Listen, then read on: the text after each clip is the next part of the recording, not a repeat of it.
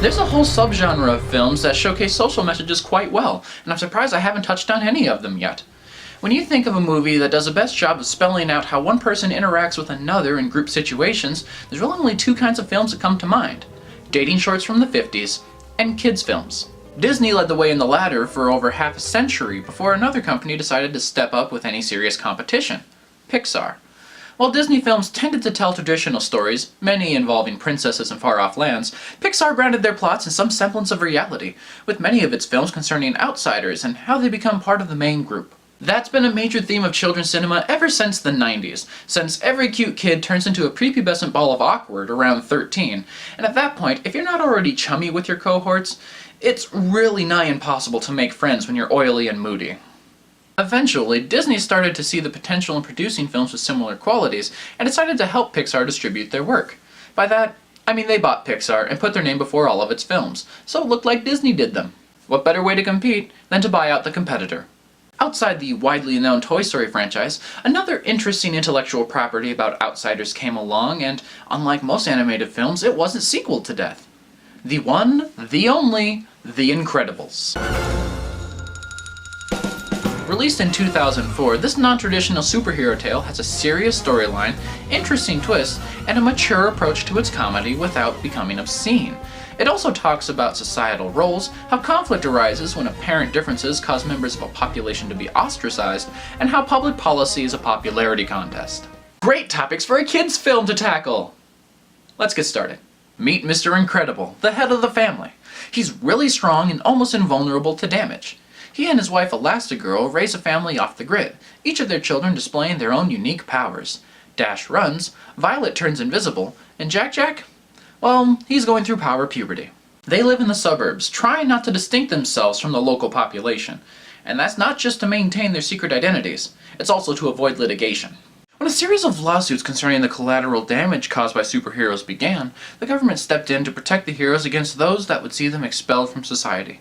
Instead of taking the genocide or expulsion routes, the government does what it does best: force the outsiders to assimilate to the right lifestyle. This sounds familiar. Anyway, they're basically put into witness protection, where they have to go undercover as normal people, suppressing all of their own tendencies, their natural abilities, This is an example of pluralism! I thought I'd drop this gimmick.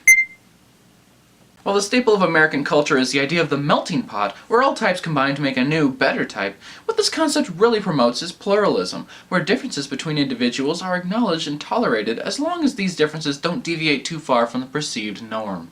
For example, if I say I'm an agnostic, that would probably go over far better than if I said I were an atheist.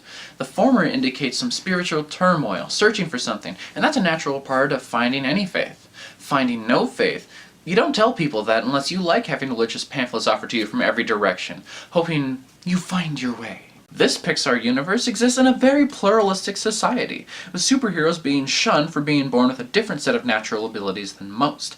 It comes with its own complications, like having a secret identity, risking mortal danger daily, and of course the inevitable supervillains. Speaking of supervillains, The Incredibles has a great one, and I know just the person to talk about it. He also wears a cape. And in the dank basement, you come across a strange-looking tome. It is bound in some weird form of leather that you've never seen before, as well as it has antique hinges on it. Oh, I open the Necronomicon and begin reading it aloud.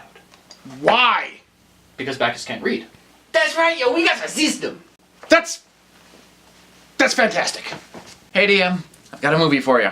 Please tell me it's something from the Evil Dead franchise, because that'd just be perfect. No, it's The Incredibles. Ah! So you want me to talk about the hidden nemesis syndrome? Yes, syndrome. You planned that, didn't you? If only.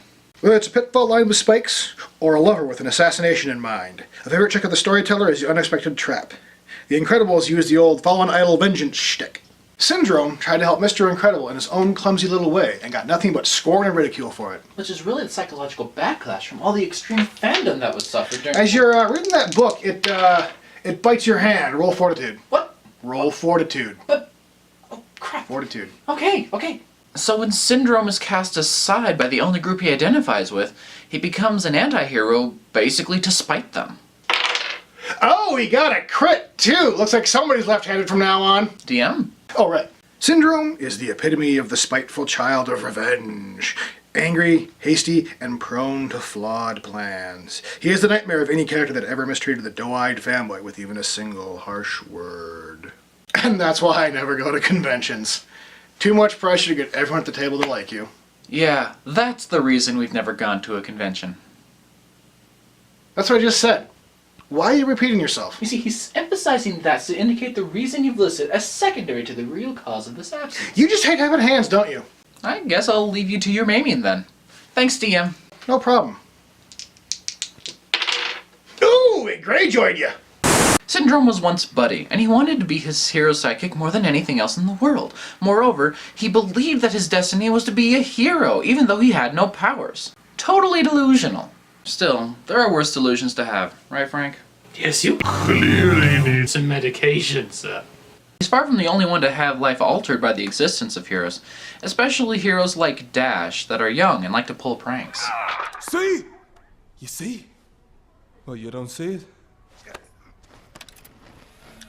He moves right there, right as I'm sitting down. I don't know how he does it. But there's no tack on my stool before he moves, and after he moves, there's a tack. Coincidence? I think not. Fairies! The little flash of stunt gets him in hot water with his mother, who insists their powers are good things that must never be used, or else everyone in the neighborhood will want to run them out of town. Embrace who you are without being who you are. It's a very difficult and quite American concept. Unlike other forms of repression a majority opinion can put on a populace, this one comes from two very solid concerns: materialism and choice. A hero's actions that save others are offset by the destruction he/she causes in the course of duty. Further, the victim a hero saves has no choice in the matter, such as the suicide victim rescued by Mr. Incredible that later sued him for personal injuries. Strange complaint to have, but a court case nonetheless. As the America as portrayed in the film moves from the united patriotism of the 50s into the revolution of personal choice in the 60s, heroes start to become almost outdated. As a culture grows beyond the need to be protected, it no longer needs its guardians to hold up the valor, because people can start to take care of themselves. In fact, the only threat that seems unmanageable by normal means is the supervillains. Villains spring up everywhere, especially in the opening sequence of the film. Isn't it interesting that the proliferation of powerful, themed bad guys coincidentally happened during the peak of superheroes' public presence?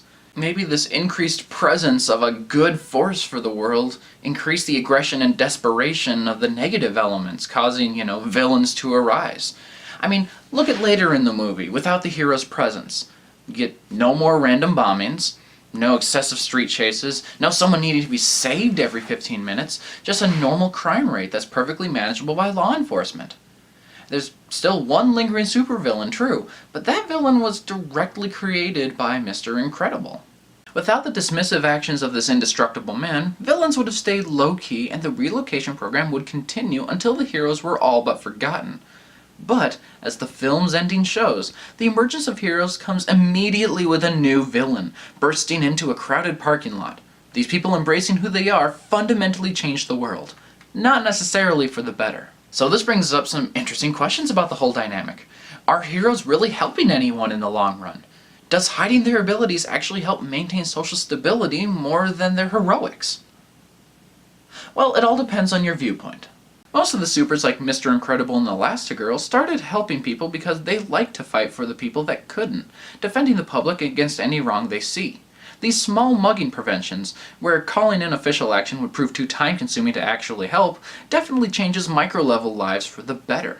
When the heroes have their hearts in the right place, they're saving the world a few people at a time. Heroes provide a figure to look up to and trust when no one else seems to be there, unless there's an obligation or paycheck involved. And when a hero is fending off the muggers and being that ray of light in your day, sometimes that's enough to make you wake up and go to work another day.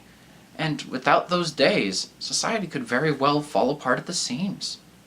So, whichever viewpoint you have, one thing's clear. The Incredibles really does live up to its name. It's hilarious, poignant, beautiful, clever, and deep, all in an easy-to-access storytelling format. Definitely worth checking out, and if you have already, rewatch it. It's well worth your time. Also, if you do have kids and they've never seen it before, show it to them immediately. With any luck, they'll become obsessed and want to watch it over and over again. And this would probably be far less annoying to hear looping in the background constantly. I'm the other Socio, and I'm clearly not a parent. Everyone's a hero in their own way. Everyone's got villains they must face. They're not as cool as mine, but folks, you know it's fine to know your place. Everyone's a hero in their own way, in their own not that heroic way. Why are you repeating yourself? He's emphasizing that to indicate the reason you've listed as secondary to the real cause of this. What do you? Man, you just had having hands, don't you? Ooh. Ting! Perfect.